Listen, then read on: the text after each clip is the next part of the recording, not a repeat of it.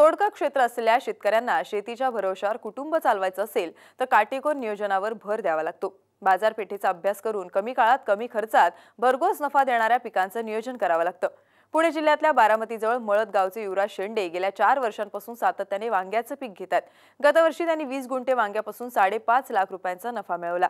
यंदा त्यांनी 1 एकरात वांग्याची लागण केली असून त्यापासून त्यांना किमान 14 लाख रुपयांच्या नफ्याची अपेक्षा आहे। युवराज शेंडेंच्या आधुनिक वांगी शेतीची पाहणी करण्यासाठी आज आपण पुणे जिल्ह्यातल्या मळद या गावी जाणार आहोत। बारामतीपासून अवघ्या 5 किलोमीटर अंतरावर मळद गाव आहे। या गावाला नीरा डाव्या कालव्यामुळे सिंचनाची चांगली सोय आहे। त्यामुळे इथले अनेक शेतकरी ऊसाची लागवड करतात। पण ऊसामुळे अनेकांच्या जमिनी क्षारपड झाल्या आहेत। उत्पादकता घटू लागल्याने शेती परवडेनासी झाली आहे। ही गोष्ट लक्षात आल्यानंतर मळद गावच्या युवराज शेंडेंनी काही वर्षांपूर्वी आपला मोर्चा भाजीपाल्याच्या पिकांकडे वळवला। ऊसाला पर्याय म्हणून ते वांग्याची लागवड करू लागले। 10वी पास झाल्यानंतर शाळेतच गेलो नाही, म्हणजे किंवा घरची परिस्थिती जरा वाईट नाजूक होते। तर त्यावेळेस आम्ही म्हणजे ऊस करायचो, फक्त पारंपरिक शेती म्हणून ऊस करायचो। पण ऊसातून काही एवढं म्हणावं असं उत्पन्न मिळत नाही, किंवा खर्च आणि ते सर्व जर टोटल काढले तर ते म्हणजे नाही हे होत असं। मग असंच एक आमचे चुलत भाऊ आहेत, म्हणजे बाळासाहेब शेंडे म्हणून, तर ते वांगी करत होते। मग त्यांच्या माध्यमातून मी पण मग वांग लावलो। पण पहिल्यांदा कसं होतं, सुरुवातीला ड्रीप नव्हते, काही नाही, असं पोट पाण्याने पाणी देणं। तर नंतर मग मी ड्रीप केले, म्हणजे ड्रीप केल्यानंतर मला उत्पन्नात डबलच फरक पडला। म्हणजे युवराज शेंडेंकडे अवघी 2.5 एकर शेती आहे। ही शेती त्यांना कसण्यासाठी कमी पडत होती, म्हणून त्यांनी आपल्या चुलत्यांची 1 एकर शेती वार्षिक 50,000 रुपये भाडेपट्ट्यानं घेतली। 4 वर्षांपासून वांग्याच्या पिकाचा अनुभव असणाऱ्या शेंडेंनी यंदा या 1 एकरात आधुनिक तंत्रानं वांग्याची लागवड केली आहे।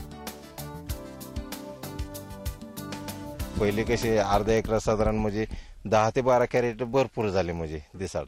आता मी ड्रीप केल्यानंतर अक्षरशः माझी 35 कॅरेट म्हणजे अर्ध्या एकरात निघतात। यावर्षी मी 1 एकर वांग केले। आता साधारण 1 एकरात झाड साधारण 2800 झाडं बसलेत। बेडचे म्हणजे 2 झाडाच्या मधलं अंतर 2.5 फूट आणि 2 पट्ट्याचं म्हणजे ह्याच्यातलं अंतर 8 फूट। दिवसेंदिवस वांग्याच्या पिकाबाबत शेंडेंचा आत्मविश्वास वाढत असून गेल्या वर्षी वांग्यातून त्यांना चांगला नफा मिळाला होता। हीच गोष्ट लक्षात घेऊन यंदा त्यांनी वांग्यापासूनच विक्रमी उत्पादन घेण्याचा चंग बांधलाय। अर्ध्या एकरात माझं 5.5 लाख रुपये खर्च वजा जाता झालेले आहे सगळे। प्युअर बेनिफिट जे म्हणतो आपण, बाजारभाव साधारण 1 किलोला मला गेल्या वर्षी 45 ते 50 रुपये मिळाला। 1 रुपया 10 पैशाने रोप आणलेत, म्हणजे पोच ते देतात। वांग्याच्या शेतीमध्ये शेंडेंनी अनेक चढ उतार पाहिलेत, पण खचून न जाता त्यांनी लागवड तंत्रापासून ते मार्केटपर्यंत सगळ्या गोष्टींचा बारकाईनं अभ्यास केला। मल्चिंग, ठिबक, फवारणीच्या आणि खतांच्या वेळा तसंच मार्केटच्या वेळा याचा अभ्यास केल्यानंतर शेंडेंना वांग्याच्या पिकातून नफ्याचं तंत्र गवसलंय। वांग्यावर वेळोवेळी औषध फवारावं लागत असल्यानं त्यांनी मोटरसायकलवरच फवारा यंत्र बसवलंय।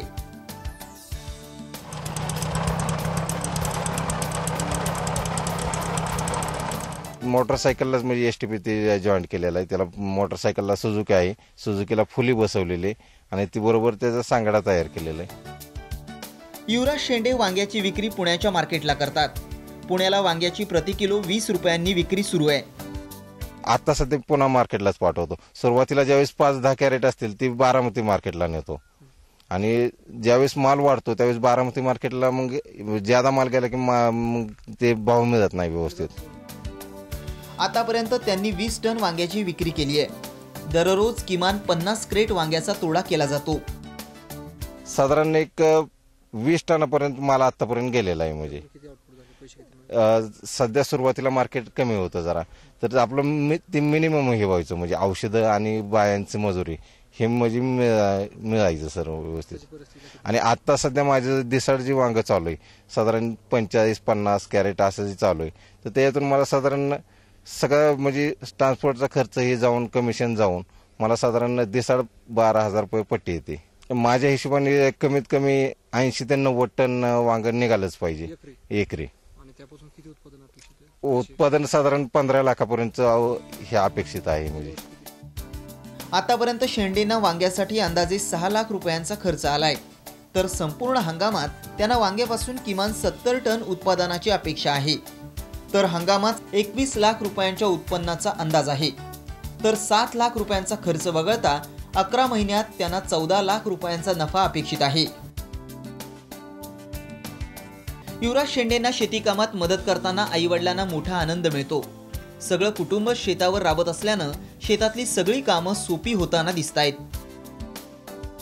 आम्ही पहिलं आमची गरिबी होती, आम्ही ऊस लावत होतो, त्याला पाणी मिळत नव्हतं, जळून जायचा ऊस. म्हणजे पहिलं नव्हतं परवडत, पण आता पोरं करायला लागल्यापासून, आमचा युवराज करायला लागल्यापासून रातच्या 2-2, 1-1 वाजेपर्यंत औषध मारतो आणि वांग्याचं पीक चांगलं निघतं या. परत आता खरबूज मिरची लावली या.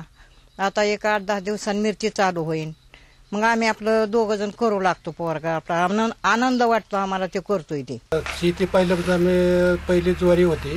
ज्वारीचं विहीर पाडल्यापासून, बोर घेतल्यापासून ऊस लावायला लागलो. ऊस लावत असताना आता वांगी, मिरची आणि खरबूज लावले. आता आज शेंडेंची दुसरी पिढी शिक्षण घेत शेतात राबताना दिसतीये. त्यांच्यावर शेतीचे संस्कार केले जात आहेत.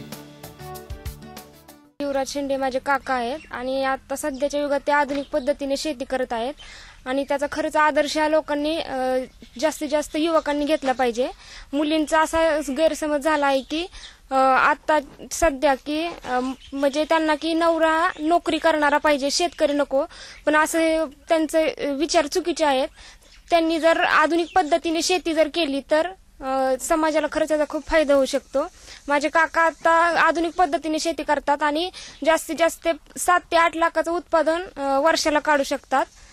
त्याच्यामुळं युवकांना आता सध्या नोकऱ्या मिळत नाहीत. त्यांनी जर स्वतःची शेती जर आधुनिक पद्धतीने केली तर त्याचा त्यांना जास्त फायदा मिळू शकतो. मी शाळेतून आलो की इथं काम करू लागतं, मला आनंद मिळतो. मी आई वडिलांना काम करायला लागतं, त्यामुळं मला चांगलं वाटतं असं काम करायला.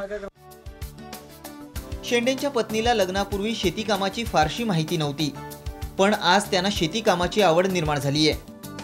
माझ्या माहेरी मी गेलीच नाही रानात, पण इथं आल्यापासून करावं लागतं. पहिल्यापासून ऊसच होता, पण आता वांग्यात शिरलोय. आता 4-5 वर्ष झाले. दिवसभर वांग तोडणे आणि घरी जाऊन भरणे, मुंडा वगैरे लावणे. शेंडेंची कमी क्षेत्रातली जादा नफ्याची शेती पाहून गावातले काही शेतकरी आता ऊसाकडून तरकारी पिकांकडे वळू लागलेत. त्यामुळे ऊसाच्या पिकापासून शेतीला आराम मिळतोय. या तरकारीकडे कोण फक्त ऊसाकडेच लक्ष असायचं लोकांचं, पण आता हळूहळू ऊसाची शेती कमी करून आता आमच्याकडे खरबूज, भेंडी, काकडी, भोपळा हे पीक आता हळूहळू व्हायला लागलेली. आणि ऊसाची शेती करत असताना पाण्यामुळं जमीन जरा शारपड होत चाललेली, तर आता इथून पाठीमागं आम्ही ऊसाची शेती करत होतो, पण आता हळूहळू तरकारीकडे वळायला लागलेलो. आज मळद गावातले काही तरुण तसंच जुने जाणते शेतकरी एकत्र येऊन समूहानं शेती करतायत. त्याचा चांगला फायदा त्यांना होताना दिसतोय. सध्या म्हणजे आम्ही बरेचसे म्हणजे काही समूह शेती पण करतो. बरेचसे शेतकरी एकत्र येतोय म्हणजे आता, आणि एकमेकाची देवाणघेवाण, विचारांची देवाणघेवाण झाल्यामुळे बरेचसं म्हणजे काही माझ्याकडून चुकलं तर दुसऱ्याकडून मला त्याचं ज्ञान मिळतं, किंवा माझ्याकडे चांगलं असेल तर ते दुसऱ्याला दिलं जातं. म्हणजे हे पण त्याच्यातून होतंय म्हणजे असं समूह शेतीतून. साधारण माझ्याकडे आता मजूर 6 लेडीज आहेत म्हणजे, पण आमच्या फॅमिली मेंबर सारख्याच म्हणजे त्या पण आहेत म्हणजे. असं त्यांना कुठलं सांगावं लागत नाही, काही नाही म्हणजे. शिवाय माझे आई वडील आहेत, आई वडीलही मला खूप मदत करतात म्हणजे. आणि शिवाय माझी मुलं जी आहेत ते शाळेतून आले की पहिलं ते कॅरेट लावणं किंवा त्याच्यावरचा मुंडा लावणं हे, आणि जेवढे हलके काम असतील तेवढे ते करतात म्हणजे त्यांच्या हिशोबाने. म्हणजे दिवसेंदिवस शेतीचं क्षेत्र घटत असल्यानं कमी क्षेत्रात व्यावसायिक दृष्ट्या पिकांचं व्यवस्थापन करणं काळाची गरज आहे. ही गरज ओळखून युवराज शेंडेंनी वांग्यासारख्या बारमाही पिकाचं केलेलं नियोजन अनेकांना प्रेरणा देणारं आहे. विजय मोरे, साम टीव्ही, बारामती.